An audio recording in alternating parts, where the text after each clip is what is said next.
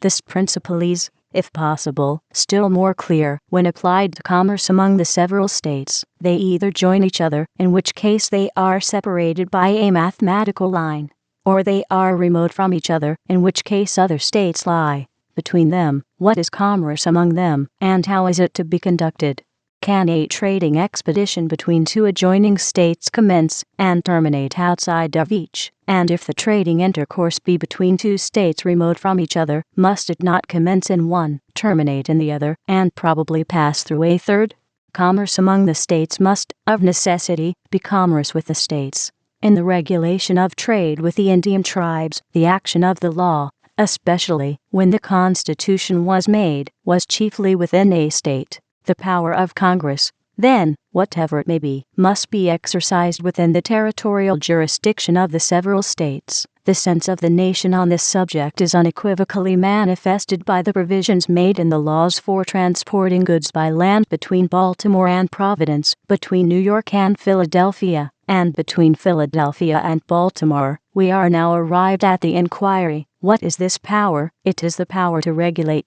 that is, to prescribe the rule by which commerce is to be governed. This power, like all others vested in Congress, is complete in itself, may be exercised to its utmost extent, and acknowledges no limitations other than are prescribed in the Constitution. These are expressed in plain terms and do not affect the questions which arise in this case, or which have been discussed at the bar. If, as has always been understood, the sovereignty of Congress, though limited to specified objects, is plenary as to those objects, the power over commerce with foreign nations and among the several states is vested in Congress as absolutely as it would be in a single government, having in its constitution the same restrictions on the exercise of the power as are found in the Constitution of the United States. The wisdom and the discretion of Congress, their identity with the people, and the influence which their constituents possess at elections are, in this, as in many other instances, as that, for example, of declaring war, the sole restraints on which they have relied to secure them from its abuse.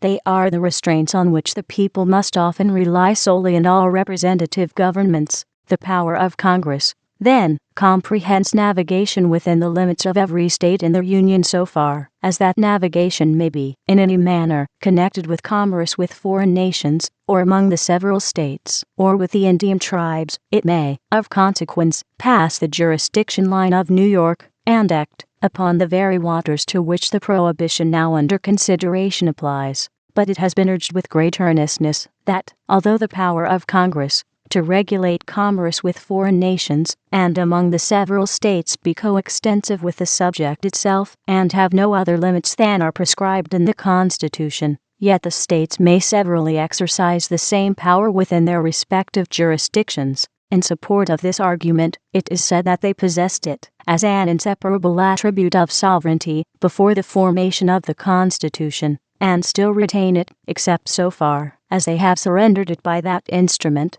That this principle results from the nature of the government, and is secured by the 10th Amendment, that an affirmative grant of power is not exclusive, unless in its own nature it be such that the continued exercise of it by the former possessor is inconsistent with the grant,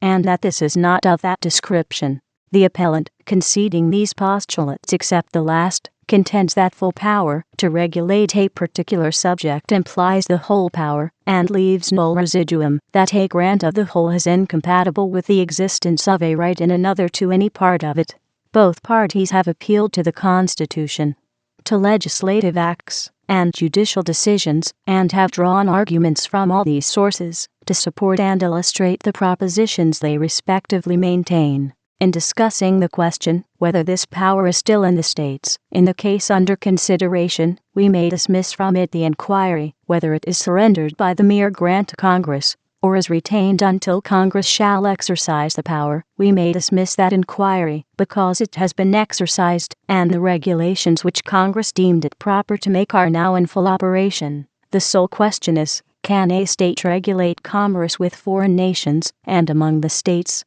while Congress is regulating it? The counsel for the respondent answer this question in the affirmative, and rely very much on the restrictions in the 10th section as supporting their opinion. They say, very truly, that limitations of a power furnish a strong argument in favor of the existence of that power, and that the section which prohibits the states from laying duties on imports or exports proves that this power might have been exercised had it not been expressly forbidden, and, consequently,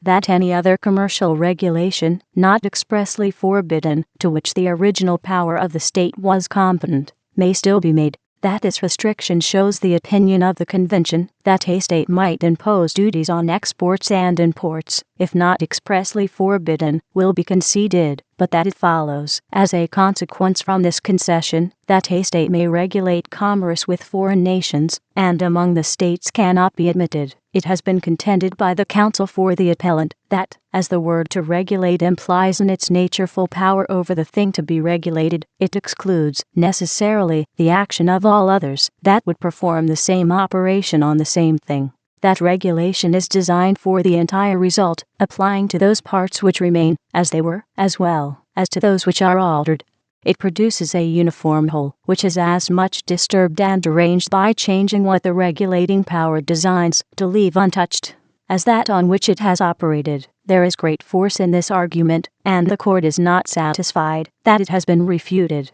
Since, however, in exercising the power of regulating their own purely internal affairs, whether of trading or police, the states may sometimes enact laws, the validity of which depends on their interfering with, and being contrary to, an act of Congress passed in pursuance of the Constitution. The court will enter upon the inquiry whether the laws of New York, as expounded by the highest tribunal of that state, have, in their application to this case, come into collision with an act of Congress,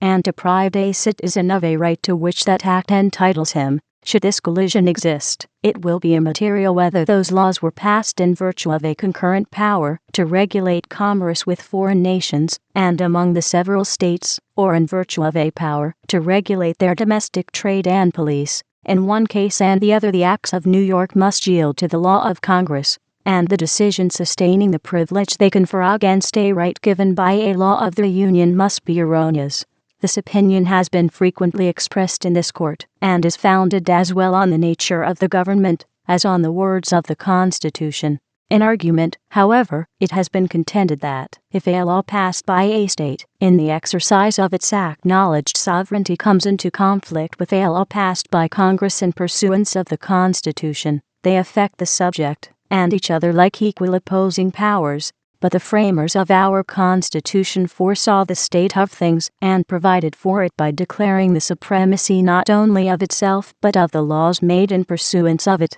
The nullity of any act inconsistent with the Constitution is produced by the declaration that the Constitution is supreme law. The appropriate application of that part of the clause which confers the same supremacy on laws and treaties is to such acts of the state legislatures as do not transcend their powers, but though enacted in the execution of acknowledged state powers, interfere with, or are contrary to, the laws of Congress, made in pursuance of the Constitution, or some treaty made under the authority of the United States. In every such case, the act of Congress, or the treaty is supreme, and the law of the state, though enacted in the exercise of powers not controverted, must yield to it. Decree. This court is of opinion that so much of the several laws of the state of New York as prohibits vessels licensed according to the laws of the United States from navigating the waters of the state of New York by means of fire or steam is repugnant to the said Constitution and void. This court is, therefore, of opinion that the decree of the Court of New York for the trial of impeachments and the correction of errors affirming the decree of the Chancellor of that state is erroneous and ought to be reversed, and the same is hereby reversed and annulled. And this court doth further direct, order, and decree that the bill of the said Ogden be dismissed, and the same is hereby dismissed accordingly.